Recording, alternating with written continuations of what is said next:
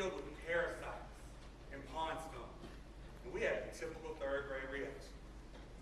Ew.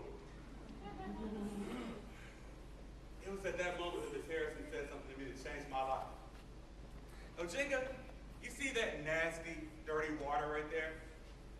That water is the same molecularly as the water we drink and as the beautiful water that runs through the streams and the rivers.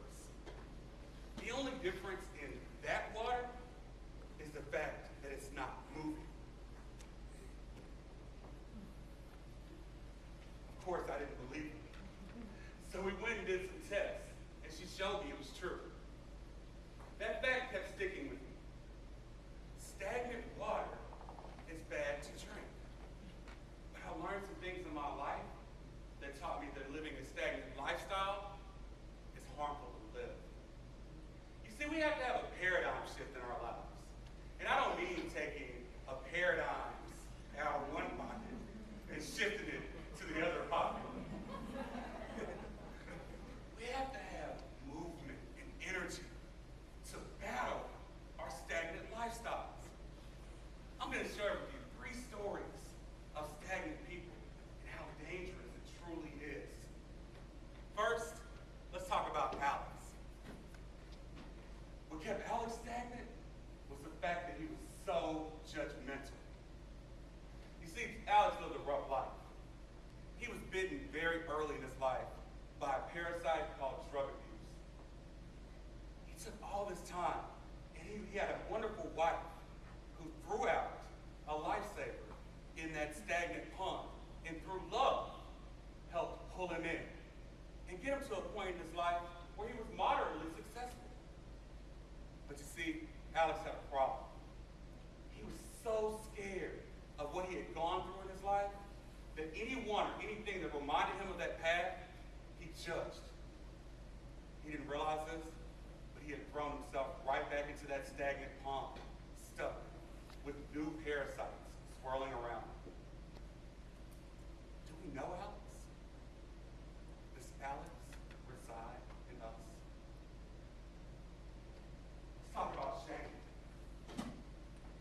What kept Shane so stagnant was the fact that he refused to live in reality. What do I mean? Shane would rather squat in the house with his wife and his 4 kids than to actually pay for a house that he can actually afford. This kept Shane stuck. He was constantly in fear that the police and the current owners of the house would actually knock on the door and get him for trespassing. He was so stuck. He wanted to stay there. He didn't realize this was keeping him in a stagnant pond with pond scum all around him. When was the last time that we ran from reality? The last person I want to share with you is someone I have a great amount of love for. His name, Shominga Hall.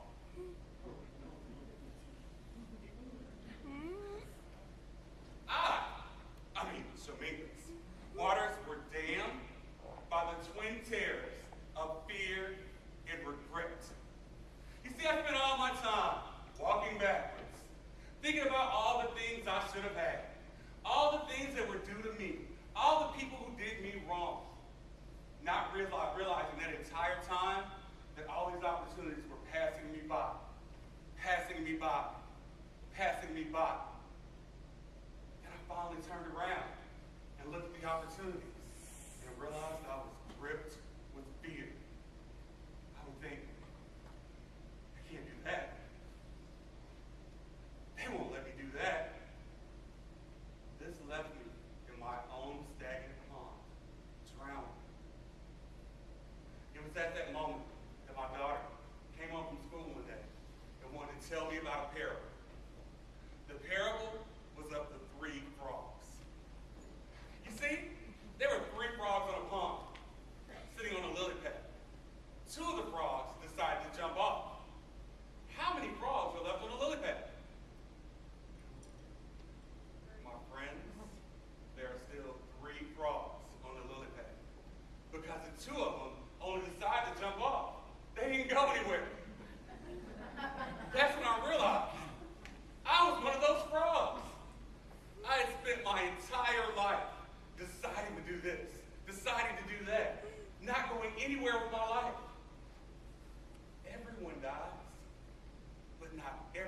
truly lives.